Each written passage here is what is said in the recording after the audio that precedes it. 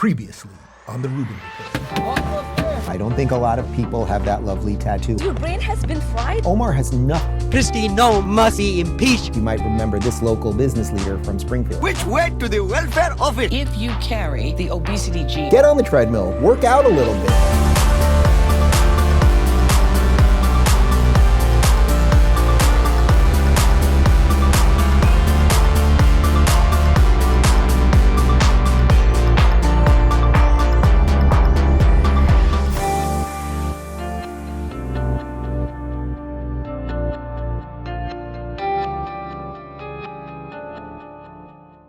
I'm Dave Rubin, and joining me today is a former CIA covert operations officer, Mike Baker, as well as activist and attorney Elica Laban.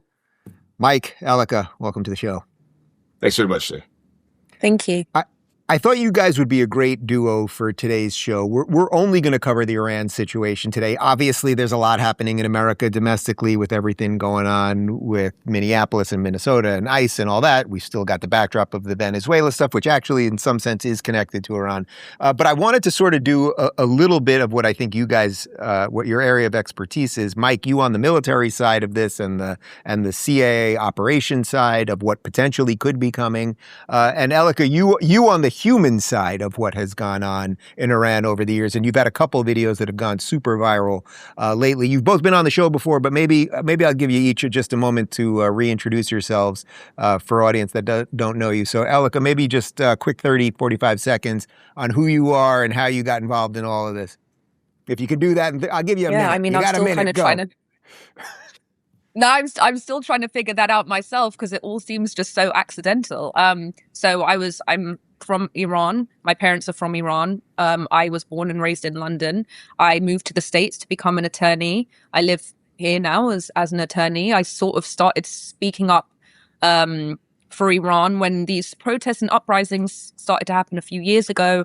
And then since then, I've just sort of become deeply involved in the conversation about the Middle East, especially because of how much distortion there is around the facts, around the context.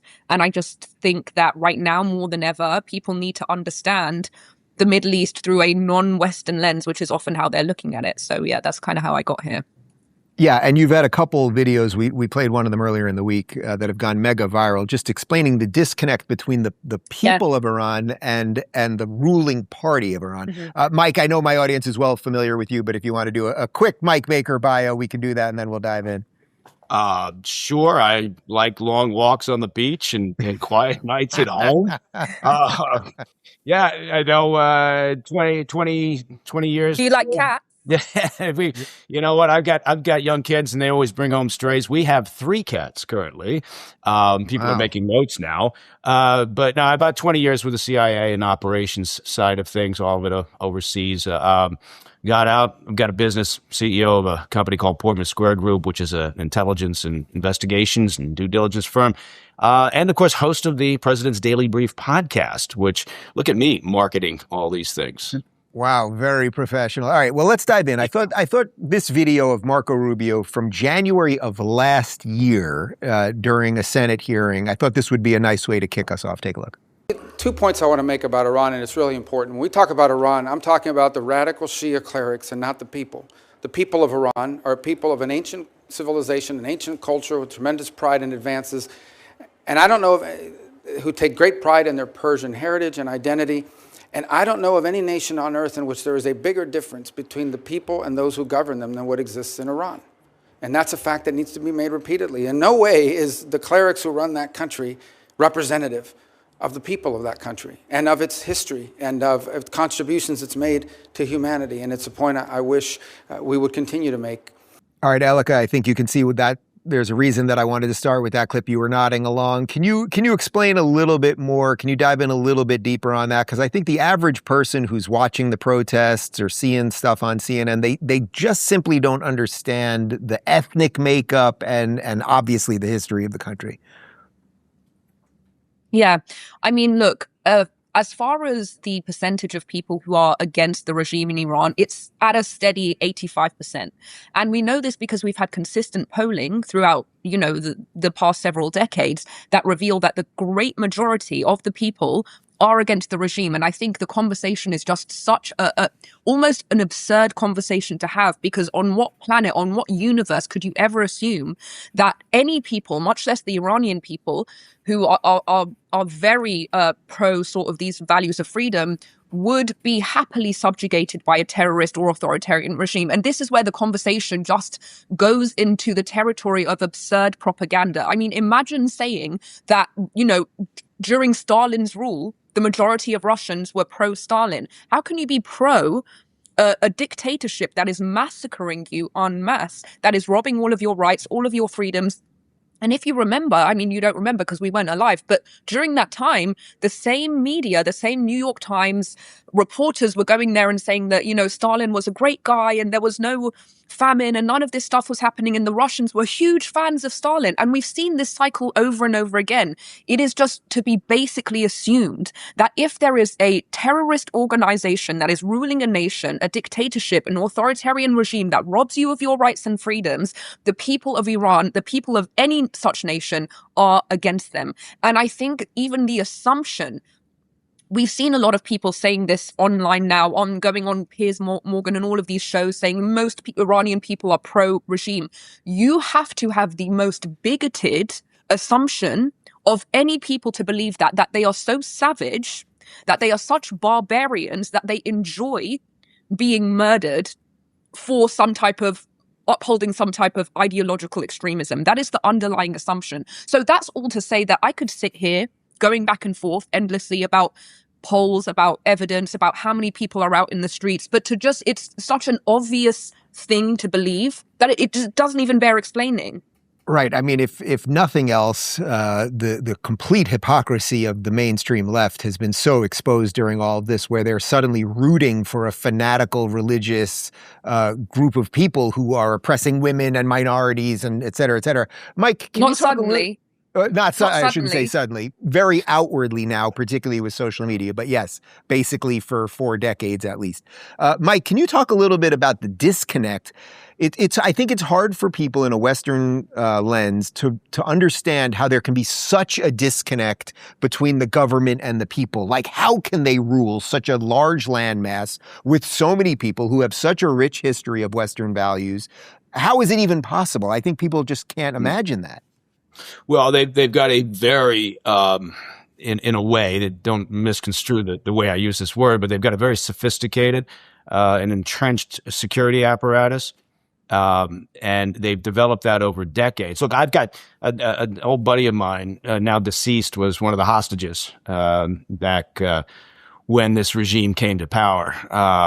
And they beat the hell out of him repeatedly during that thing. But he would, if he was alive still, he would be a very sort of sad individual because of the cycle of what we're watching. Just right now, the protests feel different, or they had felt different.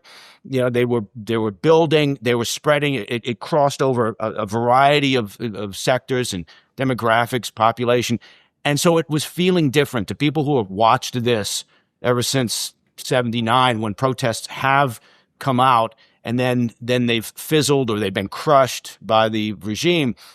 This one felt different, but I got to tell you, I'm a very cynical person, because right now I'm feeling like this may just be part of that cycle. And if the White House, I know I'm going a little off topic here from the question you asked. No. We were going to get there, so it's okay. If the White House, when they say help is on the way, to those protesters, to the dead and to the people who are risking their lives, when you tell them that after years of relatively meaningless support from the international community in the U.S., it means something. And it gave them courage and strength, I believe anyway, over the past week to continue.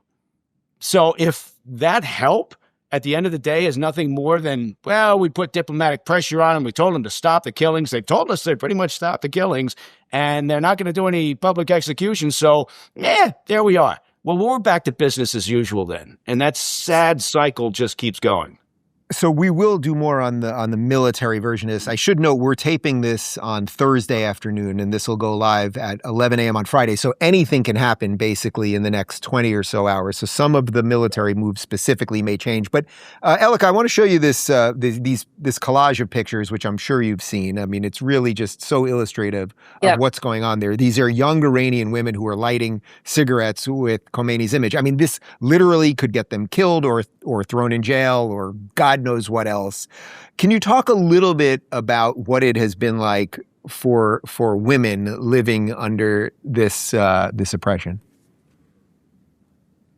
Well, so you have to realize that the young people in Iran, especially young women, they are the same as young women everywhere. They have access to TikTok. They have access to Instagram when they can get through. Right, and these are people who are seeing the standards and way. Yeah, these are people who have been seeing the standards and ways of life of liberal democracies across the world. They see young American girls dancing on TikTok. They want to dance on TikTok. They see young kids in the West, making music, living their lives, having fun, and they're not able to even do it. They can't do any of those things in public. They can't sing in public. They can't dance in public. They can't make TikTok videos. They can't show themselves without their hair. They're living in it's not just that they're living in extreme repression. They don't even have the ability to normalize their circumstances because they have access to the outside world now that is living completely different, right? This isn't history where you could be so isolated and so insulated from the outside world that you could effectively normalize your conditions and believe that you were fine. Those days are over. The Iranian women have been long seeing the way that women live freely out in the world. And that is what has made them so indignant. It is what has made them so angry, and it's what is propelling them to take to the streets because they just want a normal life. This isn't just about, sure, there's the political prisoners, there's the executions, there's the fact that Iran right now has the highest executions per capita, more than North Korea. China, obviously, we don't really know those numbers. But that aside, just the basic daily life is what young Iranian women are looking for. They're looking to be able to go out and show their hair without fear. They're looking to be able to express themselves the way the rest of young women in the world express themselves without fear. Gold has officially gone mainstream. You're seeing it everywhere, and prices just keep climbing. Every day, more and more Americans are discovering the power of gold. But how do you actually take advantage of it? How do you invest in a way that's safe, simple, and built for the long run? That's where Noble Gold Investments comes in. Their specialists are trained to help advisors like you go from confused to confident, from wondering what's next to knowing exactly what to do. Whether you're looking to roll over an old 401k into a gold IRA or you want physical coins and bars delivered right to your home, Noble Gold makes the process simple, secure, and stress-free. You'll get step-by-step guidance, transparent pricing, and U.S.-based service from a trusted team that's handled over $2.5 billion in precious metal transactions. With Noble Gold Investments, protecting and growing your wealth isn't just their job, it's their commitment. Visit DaveRubinGold.com today to claim your free wealth protection kit. That's DaveRubinGold.com. Noble Gold, helping you build a stronger future. So, Mike, to that point, how much of this do you view as sort of the revolution, as an inevitability of technology in some sense? So when they had the last real uprising, which was when Obama was president, even though we had internet and we had social media, it wasn't as ubiquitous everywhere, where now it's nonstop 24 hours a day, even though the internet has been cut and phone lines have been cut there, and even they're going after Starlink now and all sorts of stuff. But the point that Elica is making is the Iranians know what life outside of the country looks like in a tremendous way now. So in some sense, you can't stop a revolution in that way. I mean, you can kill a lot of people, but you may not be able to stop it. Yeah, the regime can certainly try to kill their way out of it, and they haven't shown any reluctance in the past to go that route with violence and arrests. But there's no doubt that technology, right, has made it more difficult for locking down a population, right, and saying you can't know what life is like. You go back to the Cold War, to the old Soviet Union, right, and the the difficulties for Russian citizens, as an example, to understand what the West looked like, right? They were incredibly hungry for information about what was going on out there. And when they found out about it, it was a revelation. But now... Right, now you can tweet through the Iron Curtain. Exactly. And so there's only so much they can do. That's good. Yeah. And those images, I just wrote that down. I'm gonna steal that. You guys can use that. No, That's I'm taking it. No, okay. Okay, now that's gonna be I'm just okay. kidding. It's yours. Yeah, so the way that information flows nowadays, it absolutely it shows when they cut communications, when they do an internet blackout, it is obviously it's an effort to try to prevent images to get out. It's an obvious effort to try to prevent the protesters from communicating with each other. But they've shown an amazing resilience, as have other populations, in learning workarounds. And certainly, you just mentioned Starlink. Starlink has been very important and is playing a role right now. So I want to throw to a video. You sort of referenced this a moment ago, Mike, but Trump is now saying the killing has stopped, which is perhaps offering a pause in whatever our military maneuvers might be. Take a look. On Iran, you said that the killing has stopped. Who told you that the killings have stopped there? And if it's the Iranian regime? We have been informed by very important sources on the other side, and they've said the killing has stopped and the executions won't take place. There was supposed to be a lot of executions today, and that the executions won't take place. And we're going to find out. I mean, I'll find out after this. You'll find out. But we've been told on good authority, and I hope it's true. Who knows, right? Who knows? Elica, my general take on Trump is that he's done so many good things that he offers a little bit of stuff out there, and then he does other things, right? So I don't think this means we are not going to do anything. But when you heard that, okay, so some people over there told us the killings have stopped. What was your reaction? Well, first of all, the goalpost has been moved, okay? Because the first statement was, if the killing begins, we intervene. Now the goalpost has been moved. Well, since the killing has stopped, we won't intervene. That wasn't the initial promise that drew people into the streets. So I think what concerns me is that, a lot of people have been saying to me lately, it's happening, they're going in, Iran's going to be free. And I have been very, very hesitant to become excited about this, not because I'm a pessimist, but because of pattern recognition. I've spent the past 2 years carefully paying attention to detail on how the US and Israel is reacting in Iran. And so far, they've been taking conservative measures. If they were going to give us the Maduro package, we would have gotten the Maduro package on October 8th. Why would we suddenly wake up tomorrow and get the Maduro package? We're not getting the Maduro package. Everything that they've done thus far has been extraordinarily conservative in response to the massacres that these terrorists have been committing across the Middle East. And so there's a reason why, in my eyes, there's a reason why Trump keeps making these statements. We're going to do something. We might do something. Well, we'll change the goalpost, is because there's some data there. There's some data in the conservative measures that they've taken that leads a reasonable observer to say that it doesn't seem that anything that happens going forward is going to be beyond conservative. I'm not saying that they aren't going to do anything. What I believe is that Trump said that to try and, as a sort of, bluff, thinking that the regime wouldn't respond. And then if it did respond, knew that he would cover his ass somehow by doing something. And that is what I expect. I expect that he will do something. I expect that Israel will do something. But will they initiate a regime change? No. And I have a lot of opinions about why, but I'll just stop there for now. Well, maybe we can get to that in a sec. But Mike, can you talk about, what do you think the legitimate military options are? If the idea is, okay, we want to help the people of Iran rise up, but we know that, first, the country's absolutely huge also. So it's not like you're just going in and snagging Maduro in the middle of the night, right? And we don't even necessarily know where Khamenei is and the mullahs and blah, blah, blah. But what would be sensible that Trump could put out there that you'd be like, all right, I think maybe this could work? Yeah, look, when they talk about, doing something, this sort of help concept, it's on its way. You have to put it in different buckets, right? So one of the things they could do in today's world is cyber attacks, right? Why would they do that? Well, they would take down the mechanisms, sort of the machinery of communications blackouts, right? So you would then try to open up the country to the outside world. That's one concept. Obviously another is economic sanctions. I don't believe that inspires the people on the streets.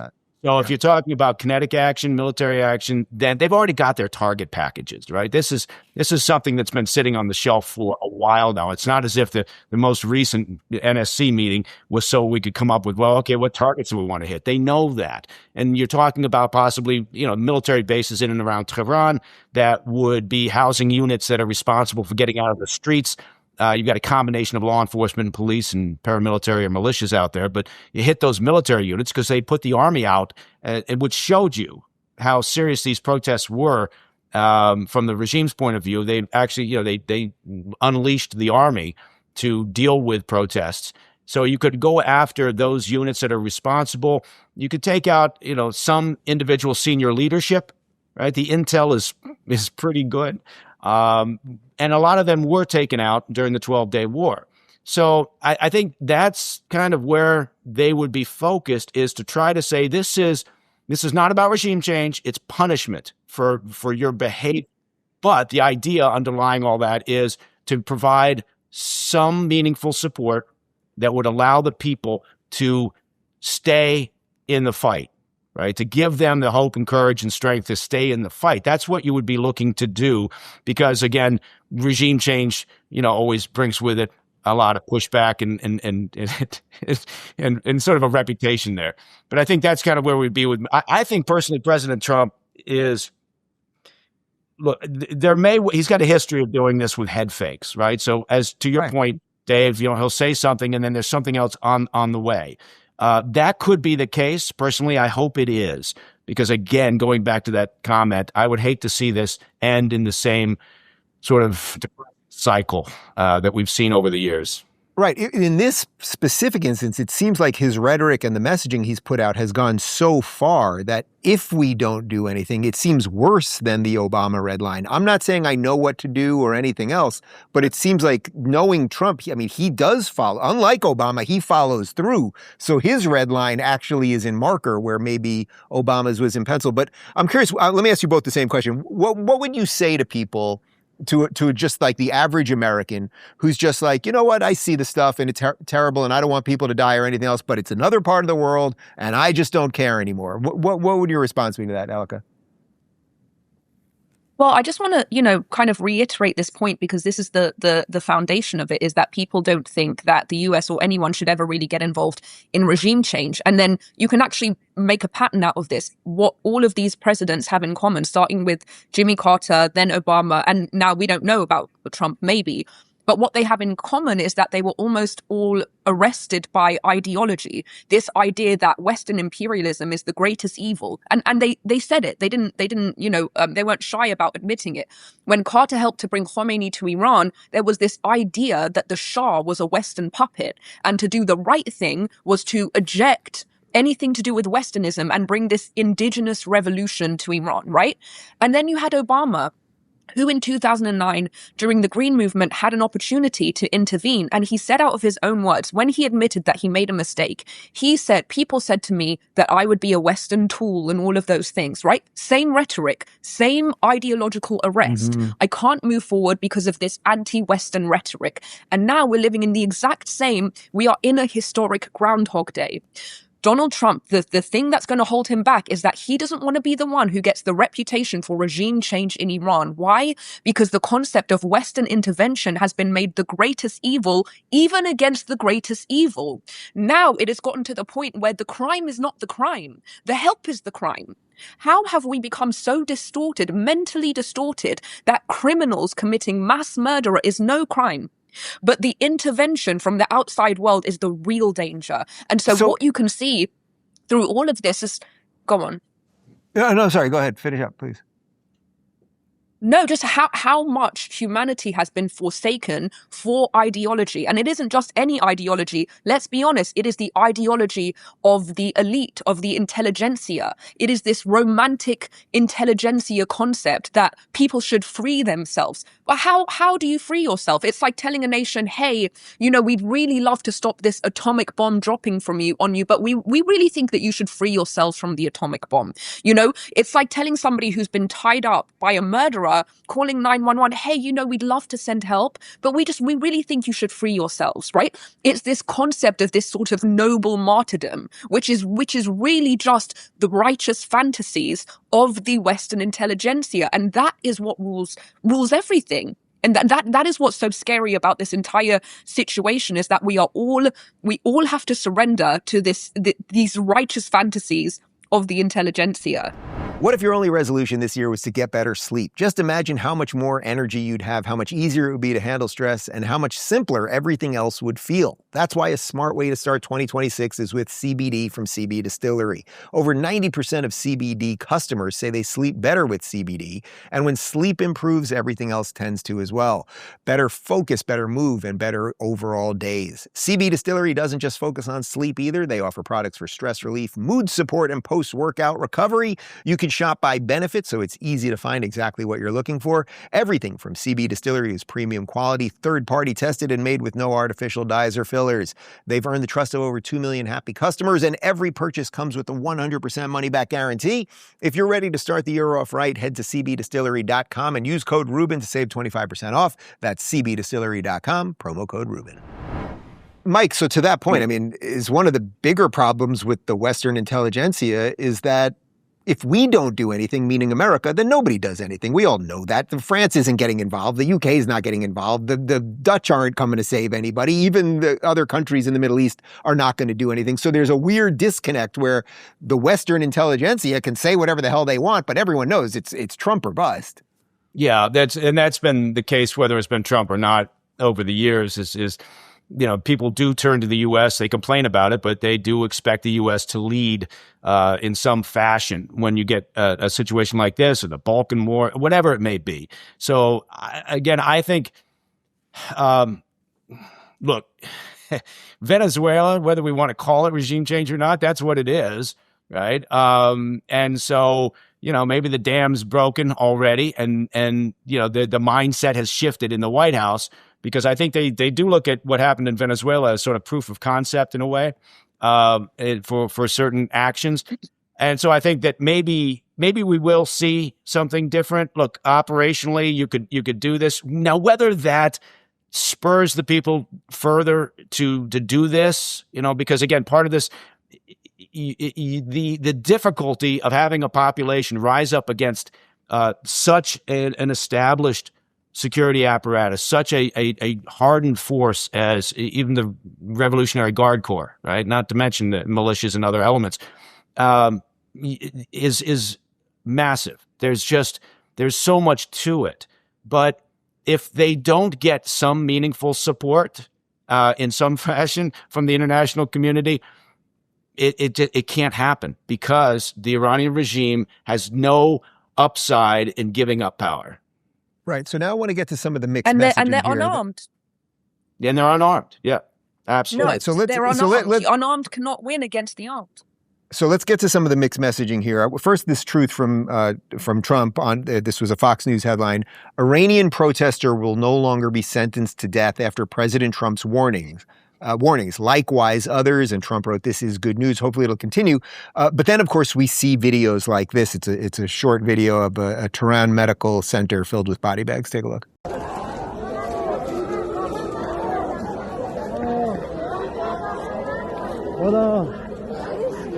How much of the confusion here is that the phrase regime change, Mike, you kind of just hit on this, that the phrase regime change now has all these attachments to it, where I don't think people fear, the average American, if you said to them, hey, we're going to have, a couple-day war where we're going to drop a hell of a lot of bombs to take out the Ayatollah and the mullahs and free the people to whatever extent that can work.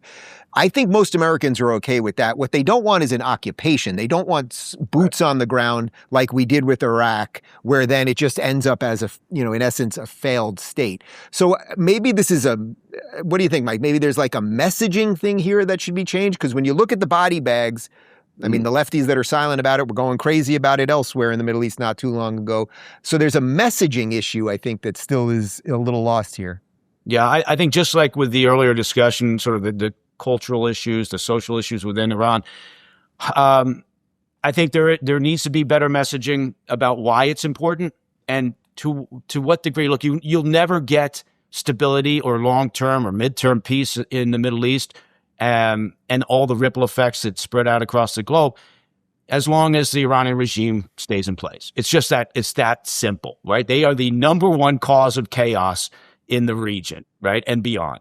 So I think you have to explain what they're about, and why this benefits not just the Iranian people, but the situation throughout the Middle East, right? And I don't know if doing that, kind of brings those people who are on the edge or kind of teetering on the fence saying, I don't know, maybe this gets them on board with this idea, right? Because I know a lot of isolationists, libertarians, whatever, and of course they don't want anything, right? They live in a world where you just shouldn't do anything, right? Because it's just all wrong, and we're just evil anytime we do. Property rights. You can't. Every man is an island. Yeah, exactly. And then, but the truth is, we all know this. I think that the world's been shrinking for some time, and we're all interconnected in ways that we don't even understand. And so, what happens in the Middle East if you had some ability for the Iranian people to create something more and become a real part of the international community? I guarantee you, it would be a seismic shift for the better in the region and beyond. Yeah. Well, that's why, again, I'm not saying I know exactly what we're supposed to do, but their proxies are all destroyed now too, right? Like Hamas is basically, they're not completely gone, but like Hezbollah's largely gone. The Houthis are being quiet. Like there is a moment here just across the region. Elica, go ahead. Yeah, I mean, can you just imagine if we had a policy of isolationism during the Cold War? Well, let's just let communism spread everywhere, and it's just not our business. We'll just stay here with our little liberal democracy. Your liberal democracy would be gone. So that's just it. It's just a flawed ideology. But what I was going to say about this concept of regime change, I think there also needs to be a lot of education about it, because people often, people online, they just use these buzzwords. They say, oh, we don't want another Iraq. We don't want another Afghanistan. It's like these are apples and oranges. First of all, because they are so against Western intervention, they look at Iraq from the most negative lens. Obviously, the aftermath was a disaster, but it would have been far worse under Saddam Hussein. He was committing chemical genocide. It obviously was bad, but it's better than the worst. But because they hold everything to an anti-American standard, they always see it through a negative lens. And then Afghanistan is a completely different situation. You already empowered the Taliban through Operation Cyclone. You put them in power, you entrenched them, and then you had a war to try and take them out. It's a completely different situation, although they did also help bring the mullahs to Iran. But what people need to understand about Iran, which is unique about Iran in the Middle East, is that in general, under the caliphate, when the Middle East was under the caliphate, it unfortunately missed the Enlightenment era. So all of us who were born and raised in the West, we were raised with these principles of rationality, right? We were raised with these principles of enlightenment, and that didn't reach the Middle East. And that's why there are masses in the Middle East who would sooner an Islamist regime than this concept of Western liberal democracies, which seems so foreign to them. But for the Iranian people, not only did the last Shah of Iran send a lot of students out into the world, including my dad, to Oxford in the UK, to be educated, to bring these Western ideals into Iran, which it successfully did, and even before the last Shah. But we have to remember that Iran is from a nation. It's our ancestors, Cyrus the Great, right? These are people who penned the first Cyrus Cylinder, the first human rights bill in all of history. So our Persian values mirror Western values very closely. So when you say we don't want to have a regime change because, who knows if more Ayatollahs are going to come to power, we think that the Iranian people are just these radical Islamists. You couldn't be more wrong about the Iranian people and our values. And that is the thing that they don't understand, where they're against the concept of regime change. Yeah, and that's why I wanted to start with that Rubio clip, because that's exactly what he was laying out. Mike, I don't want to get too deep into this, but do you think it's possible that had the U.S. not cut and run from Obama, really, from Iraq when we did, that people would view regime change differently, in that, for as crazy as the Iraq war was, they were having free elections. I mean, most people remember that around 2006, 2007. It did seem like it was stabilizing, and then Obama just he kept promising more than Hillary, if people remember that primary. I will get us out the second I'm in. She was like, oh, well, we should just take our time and we don't want to break it again and all that. But do you think maybe we'd all look at all of this differently had we stayed there and helped that stabilize?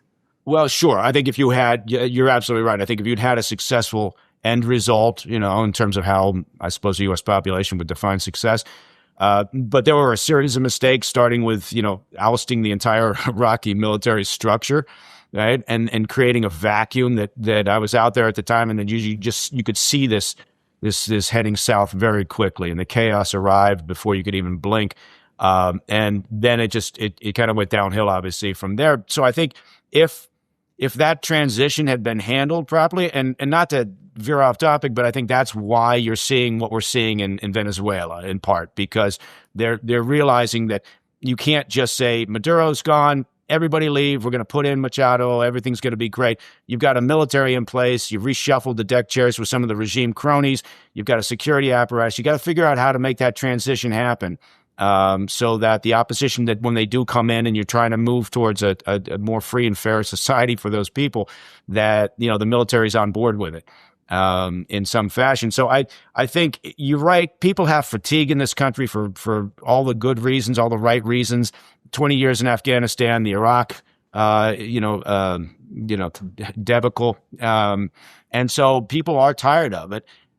But you're absolutely correct. Elica is right. It's apples and oranges. You can't make comparisons here with those incidents, but that's human nature. And most people are so busy with their daily lives that they're not going to sit and ponder this very, very long. They're going to go with whatever the media tells them. Do you owe back taxes or haven't even filed in years? Now's the time to resolve your tax issues. With the national debate around abolishing the income tax system, the IRS is pushing back by becoming more aggressive than ever. They're sending more collection notices, filing more tax liens, and collecting billions more than in recent years. If you owe or you haven't filed, it's not a matter of if the IRS will act, it's when. Right now, Tax Network USA is offering a completely free IRS research and discovery call to show you exactly where you stand. Their programs and strategies can save you thousands or even eliminate your debt entirely if you qualify. Don't make the mistake of trying to handle the IRS on your own. Representing yourself or calling them directly can waive your rights and cost you significantly more. The IRS is not on your side, but Tax Network USA is. Get the protection you need and start resolving your tax matters once and for all. Call 1-800-958-1000 or visit tnusa.com/Dave for your free discovery call. Don't let the IRS be the first to act. We already addressed this a little bit, sort of the betrayal of the left in America and the human rights activists, but this tweet by Yael Jacoby, I thought, summed it up perfectly. He wrote, "Breaking, live look at Columbia University after they learned that over 2,000 unarmed Iranian civilians have been massacred by the Islamic Republic." I mean, that's kind of it, right, Elica? Like, that's it right there. These kids, they don't know what they're protesting for, and then when it comes to something that they probably should be protesting for, crickets. Yeah, I mean, look, these are the kids that are graduating out of these elite institutions that are heavily left-wing. I think about of our academic institutions and left-wing. And what I describe this process as is re-education, which is a Maoist term, right? Mao's re-education system was about training the Chinese to see the West as the greatest enemy, everything else as the greatest good. And so naturally they graduate out of this re-education and they say, oh, Islamist terrorists, enemy of the West, that must be the good. The terrorists being attacked, they pour into the streets, say, they don't even pretend to be about humanity. They say, Hamas, we love you, we support your rockets too, right? They are openly admitting that they stand with the Islamists because the Islamists are against Iran, where the Iranian people are against the Islamists. Well, the Islamists are the left ally. They are the ally in the war against the West. Why would the leftists pour into the streets, into the Gambia encampments to protest their ally? That's now secretly hoping that their ally wins and proves that the West is pure evil and that the Islamists are the good force in the world, just fighting the Western oppressors. Well, I guarantee you, though, if the U.S. does take kinetic action, and particularly if Israel steps in to provide assistance, you'll see those students back out there protesting. They'll be there. Right, exactly. I thought it would be nice to end on this because There are so many incredible videos of what Iran used to be like in the 70s and before that, and just the advancements and the just wonderful culture that was there until 1979. I thought this would be a nice way to wrap up. Take a look.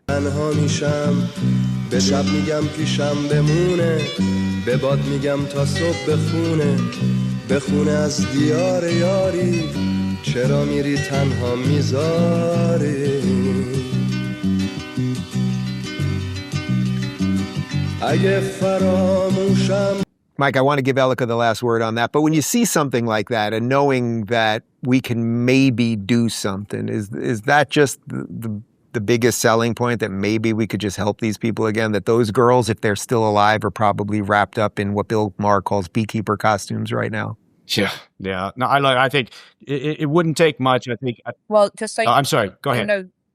No, I was going to say, just so you know, that clip would just be cast off as Zionist propaganda anyway. So you know you're gonna have a hard time getting through to these people. I don't think that we're going to move the hearts of the anti-Westerners and the anti-Zionists.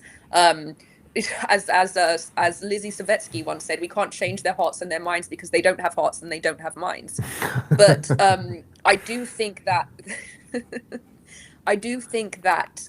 you know, it's for people who are not sure, people who are on the fence, people who have not been consumed by ideology. I do think that, you know, explaining to them the Iran that once was, the long history of Iran that once was, explaining them to the history of, you know, the 1400-year-old Islamic invasion and the influence that has, you know, really suppressed the native culture of Iran.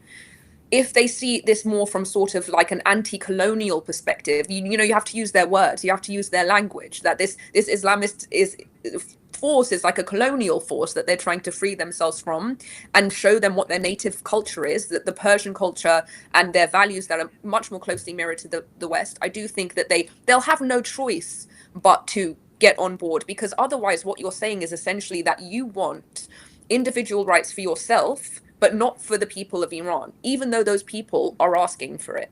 And so I think that puts them in a bind where they have no choice but to get on board.